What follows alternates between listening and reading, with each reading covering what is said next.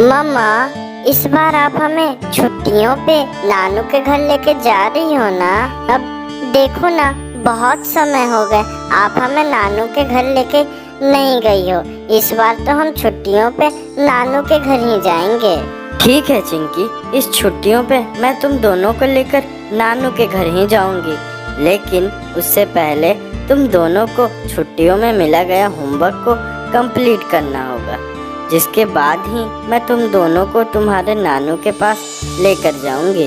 लेकिन मामा, हमें तो जितनी छुट्टियां नहीं मिली हैं उनसे कहीं ज्यादा हमें होमवर्क ही मिले हैं। हाँ मामा, चिंकी सही कह रही है।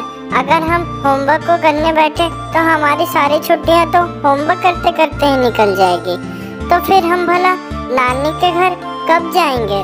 देखो चिंकी मिंकी, वो सब मुझे कुछ नहीं पता है। तुम दोनों बहन सबसे पहले अपना होमवर्क कंप्लीट करोगी, उसके बाद ही मैं तुम्हें नानू के पास लेकर जाऊंगी। मम्मा की ये बात सुनकर दोनों बहन अपना होमवर्क करने बैठ जाती हैं।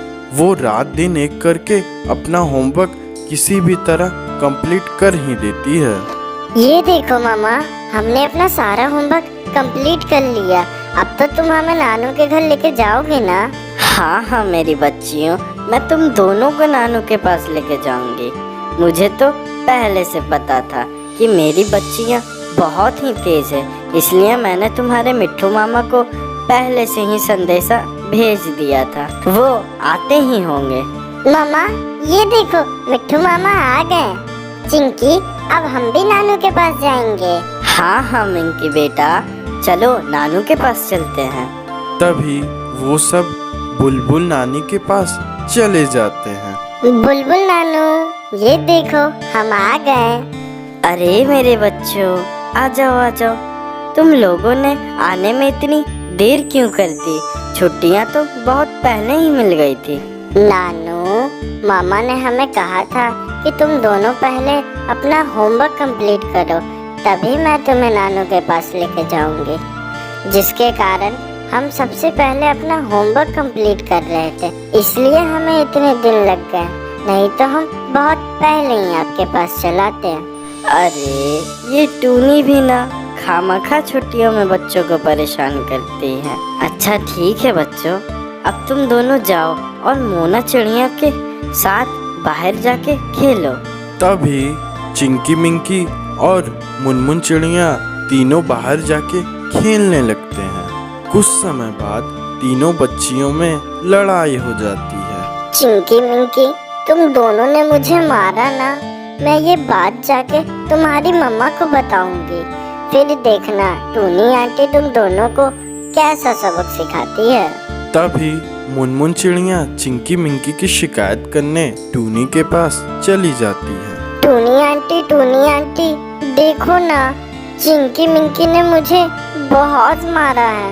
क्या चिंकी मिंकी ने तुम्हें मारा है?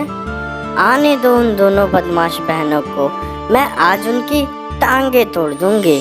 वहीं दूसरी तरफ चिंकी मिंकी बेचारी बहुत डरी हुई थी। वो दोनों बहनें आपस में बातें कर रही थी। चिंकी दीदी, लगता है मोना ने सारी बातें मम्मा को बता दी होगी, और अगर हम घर गए तो मम्मा तो आज हमें बहुत मारेगी। हाँ मिंकी, तू सही कह रही है, मम्मा तो आज बहुत गुस्से में होगी। इससे तो बेहतर यही होगा कि हम जंगल में ही कहीं छिप जाएं, और जब मम्मा का गुस्सा शांत हो जाए तब हम घर लौटें। तभी चिंकी मिंकी जंगल में दूर छिपने के लिए चली जाती है।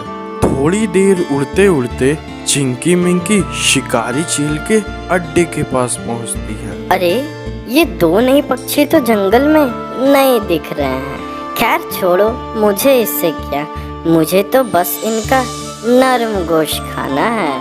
तभी शिकारी चील उन दोनों बहनों को पकड़कर अपने अड्डे पे लेकर चला जाता है। वहीं दूसरी तरफ बुलबुल नानू बेचारी बहुत चिंतित हो रही थी। अरे टुनटुनी, तेरे दो बच्चे कहाँ चले गए? बहुत देर से मैंने चिंकी मिंकी को नहीं देखा। अरे माँ, तुम खामखा ही चिंता कर रही हो। चिंकी मिंकी ने मोना को बहुत परेशान किया है और अब मेरे गुस्से के डर से वो दोनों बदमाश घर से बाहर कहीं छिप गए हैं। आने दें आज उनको, मैं आज उनकी टांगे तोड़ दूंगी।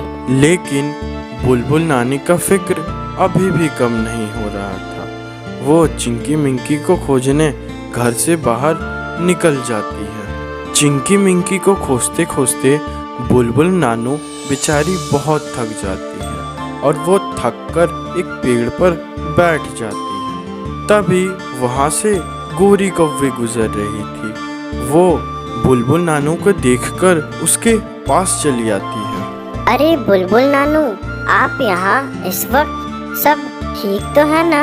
हाँ गोरी कौवे, मैं यहाँ चिंकी मिंकी को ढूंढ रही थी। ये दोनों बहनें पता नहीं टूनी के गुस्से के कारण जंगल में कहाँ छिप गए हैं। मैंने तो इन्हें सारा जंगल खोज लिया, लेकिन ये दोनों बहनें मुझे अब तक मिले ही नहीं। बुलबुल नानू, जब मैं नदी से मछलियाँ पकड़ के लौट रही थी तो मैंने दो पक्षियों को शिकारी चील के अड्डे के पास जाते हुए देखा। अब मैंने तो उन्हें गौर से देखा नहीं, पर मुझे लग रहा है कि वो दोनों चिंकी मिंकी ही थे। हे भगवान, ये दोनों बहनें शरारत करते करते शिकारी चील के अड्डे के पास चले गए।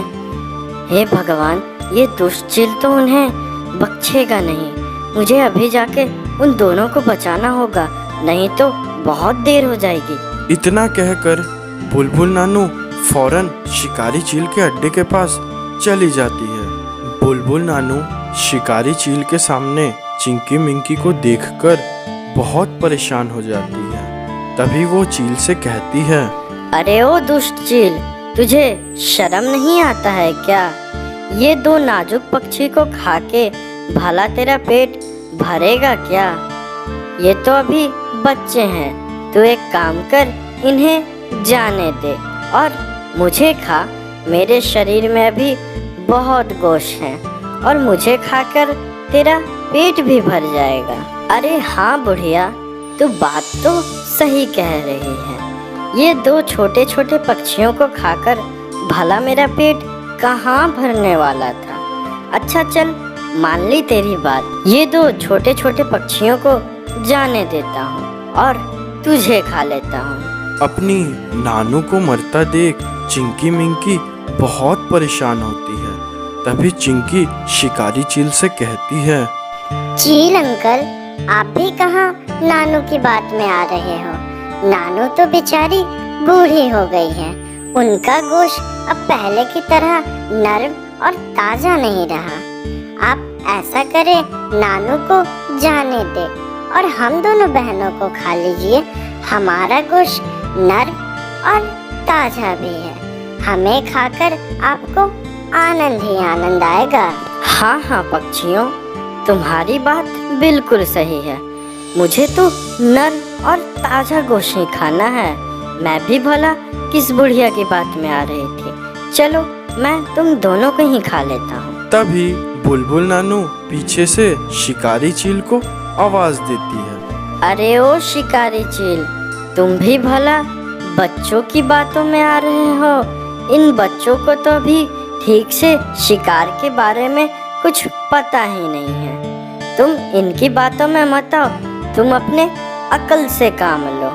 अगर तुम नरम गोश्त के चक्कर में पड़ोगे तो इससे तुम्हें आनंद तो आएगा, लेकिन तुम्हारी भूख नहीं मिटेगी और तुम्हें फिर से जंगल का चक्कर लगाना होगा।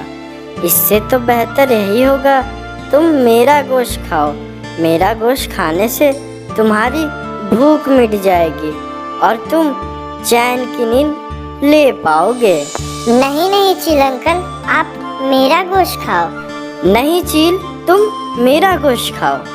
ओहो, तुम तीनों चुप हो जाओ। मैं ऐसा करता हूँ, तुम तीनों को ही खा जाता हूँ। ऐसा करने से मुझे नरम गोश्त का आनंद भी मिलेगा और बुढ़िया, तुम्हें खाकर मेरी भूख भी मिट जाएगी।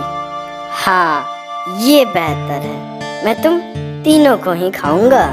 शिकारी चील जैसे ही पक्षियों को खाने जाता है, वैसे ही मिट्ठू तोता जंगल के और पक्षियों को लेकर शिकारी चील के अड्डे के पास पहुंचता है। इतने सारे पक्षियां देखकर शिकारी चील बेचारा डर जाता है और मन ही मन कहता है, अरे इतने सारे पक्षियाँ, लगता है आज मेरी शामत आने वाली है। नहीं नहीं, इससे पहले कि सारे पक्षियाँ मुझ पे आक्रमण करें, मैं यहाँ से भाग जाता हूँ। और तभी शिकारी चील वहां से डरकर भाग जाता है। तो देखा बच्चों, इस कहानी से हमें यह सीख मिलती है कि एकता में बहुत ही बल होता है। अगर हम एक साथ किसी समस्या के विपरीत लड़ें तो बहुत ज़्यादा संभव है कि हम उस समस्या पे विजय हासिल कर सकते हैं।